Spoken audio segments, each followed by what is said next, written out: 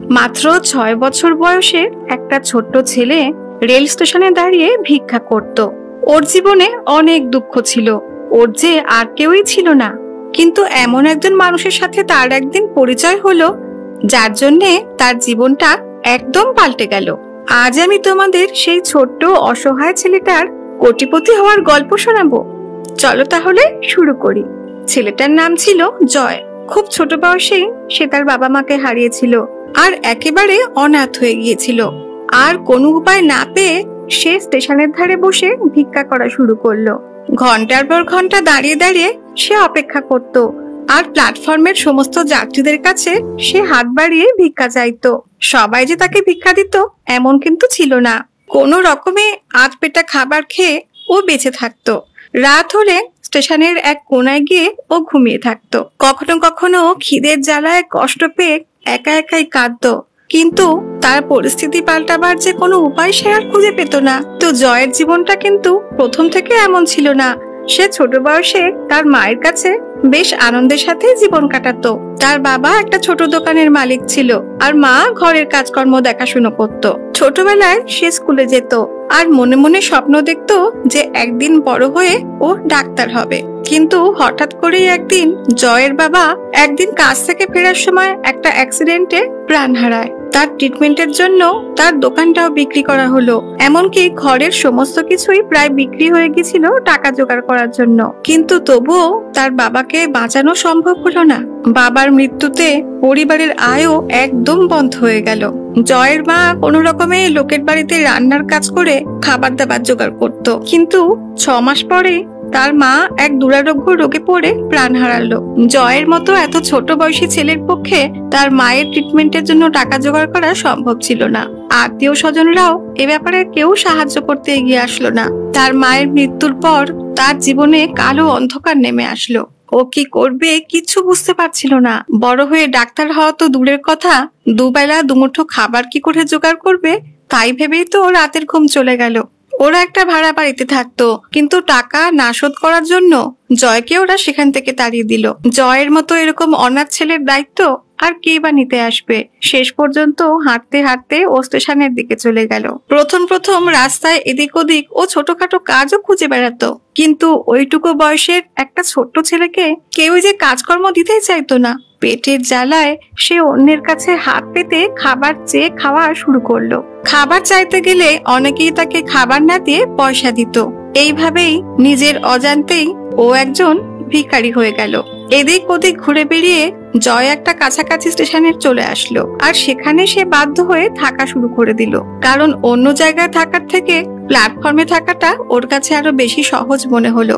স্টেশনে তো অনেক লোকজনের যাতায়াত ছিল, তাই ওখানে ভিক্ষা পাওয়াও আরো সহজ হতো। এইভাবে প্রায় 4 বছর কেটে গেল। কিন্তু দুঃখের বিষয়, জয়ের রোজগার ক্রমশ কমতে লাগলো। কারণ ও যখন ছোট ছিল তখন কেউ বা দয়া মায়া করে ওকে 2-4 পয়সা দিত, কিন্তু যখনই আস্তে আস্তে ও বড় হয়ে উঠলো তখন লোকেরা ওকে কেউ ভিক্ষা দিতে চাইতো না।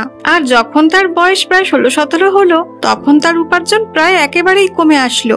আসলে হয়তো জয়ের মতো এরকম সুস্থ সবল ছেলেকে শুধু শুধু টাকা দিতে অনেকের মন চাইতো না, কিন্তু তবুও সে কোনো কাজকর্মের চেষ্টা করতে পারতো না। ওদের শুধু ছোট থেকে ভিক্ষা করতেই শিখেছে।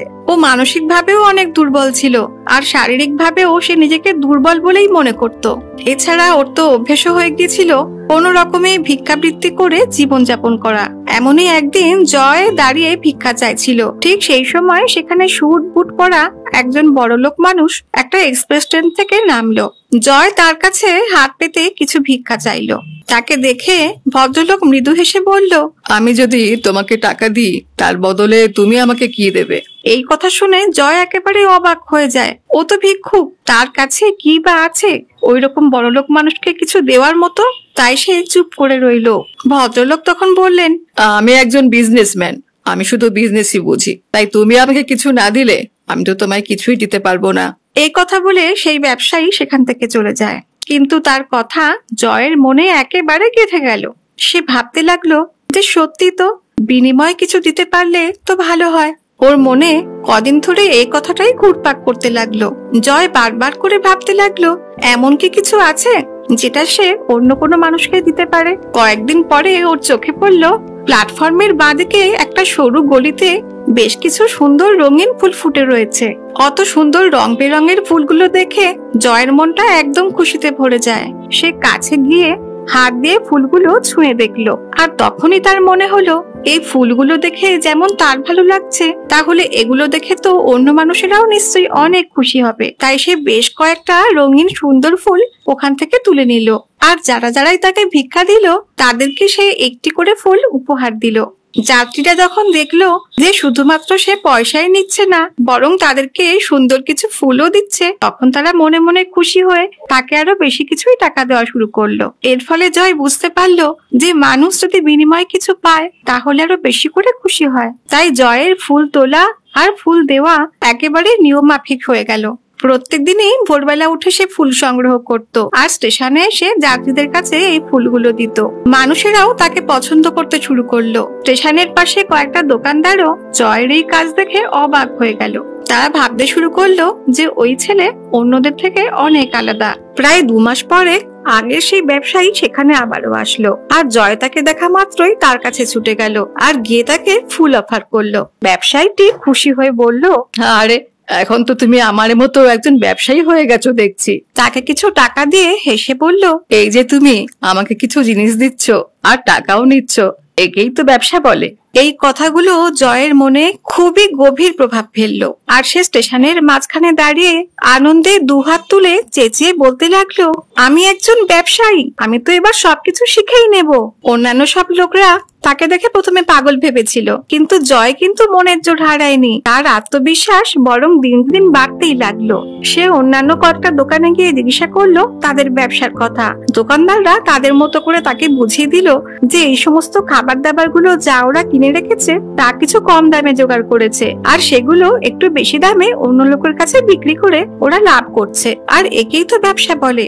আর ওই কেনা দাম বাদ দিয়ে যেটা বেশি পাবো আর সেটাই আমার উপার্জন। সেই লাভ থেকে সংসার খরচা বাদ দিয়ে বাকিটা সে দোকানের মূলধন বাড়াবার জন্য কাজে লাগায়। এরপরে জয় আরো কয়েকটা দোকানে ঘুরে ঘুরে নানা লোকের সাথে কথা বললো, আর সে বিজনেস সম্পর্কে একটু একটু করে বুঝতেও শিখলো। সে এটাও জানতে পারলো যে আরো ভালো করে জানবার জন্য তার লেখাপড়া করার দরকার। তাই সে এরপর একটা এনজিও পরিচালিত বিনা পয়সার সান্ধ্য স্কুলে পড়াশোনার জন্য ভর্তি হলো, আর নিজের প্রয়োজনেই সে লেখাপড়া করতে শুরু করলো। নিজের ব্যবসার সঠিক উন্নয়নের জন্য সে আরো কয়েকটা ফুলের দোকানে গিয়ে দেখা করলো, আর কোথায় কোথায় কম দামে ফুল কিনতে পাওয়া যায় সে খবরও নিয়ে আসলো। ফুলের মার্কেটে গিয়ে জয় দেখতে পেল যে সে যে সমস্ত ফুলগুলো গাছ থেকে তুলে নিয়ে আসে সেরকমই ফুল দোকানে তো এক একটা 4-5 টাকা করে বিক্রি হচ্ছে, কিন্তু ও তো প্রায় প্রতিদিন 100 টাকা করে ফুল তোলে, কিন্তু ওর কাছে তো প্রতিদিন 400-500 টাকা হয় না। তাই সে এরপর দিন ভিক্ষা করতে না গিয়ে ফুলগুলোকে নিয়ে বাজারের পাশে এক জায়গায় বসে বিক্রি করা শুরু করলো। সন্ধে 7:30টার মধ্যেই সে দেখলো যে তার কাছে প্রায় 450 টাকা চলে এসছে। সে তার খাওয়া দাওয়ার খরচ বাদ দিয়ে বাকি টাকা জমা করতে শুরু করলো।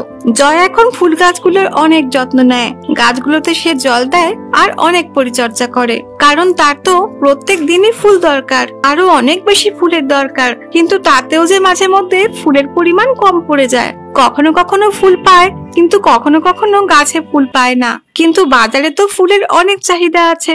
তখন সে খোঁজ নিল কোথায় সব থেকে কম দামে অনেক ভালো ফুল পাওয়া যায়, আর কোথায় সে ফুলগুলো সব থেকে বেশি দামে বিক্রি হয়।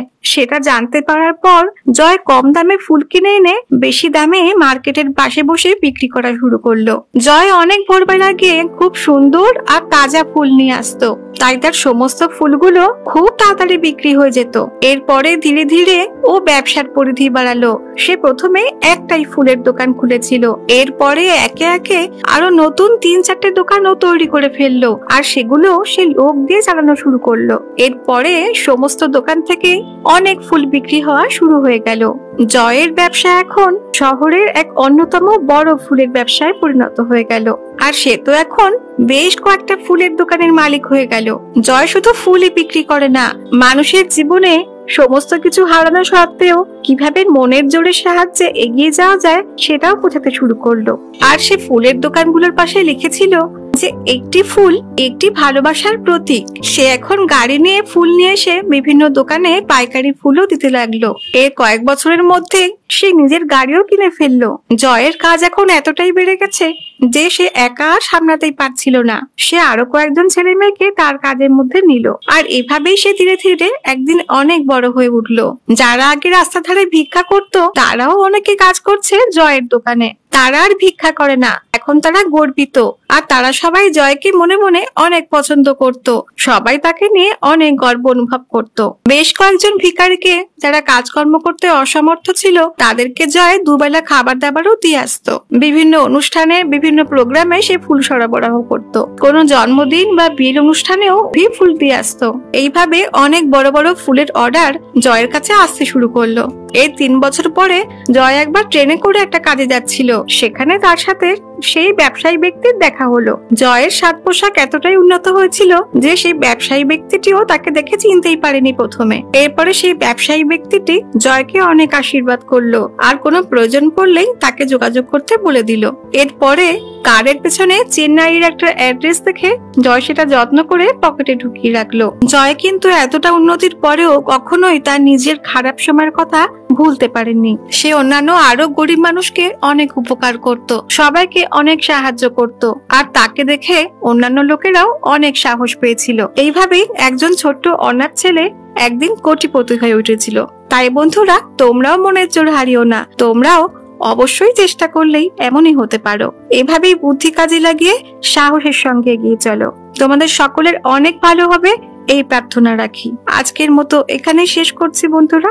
আমাদের ভিডিওগুলো যদি দেখে তোমাদের একটু উপকার হয় তাহলে অবশ্যই চ্যানেলটাকে সাবস্ক্রাইব করে রেখো, আর লাইক আর কমেন্ট করতে ভুলো না কিন্তু।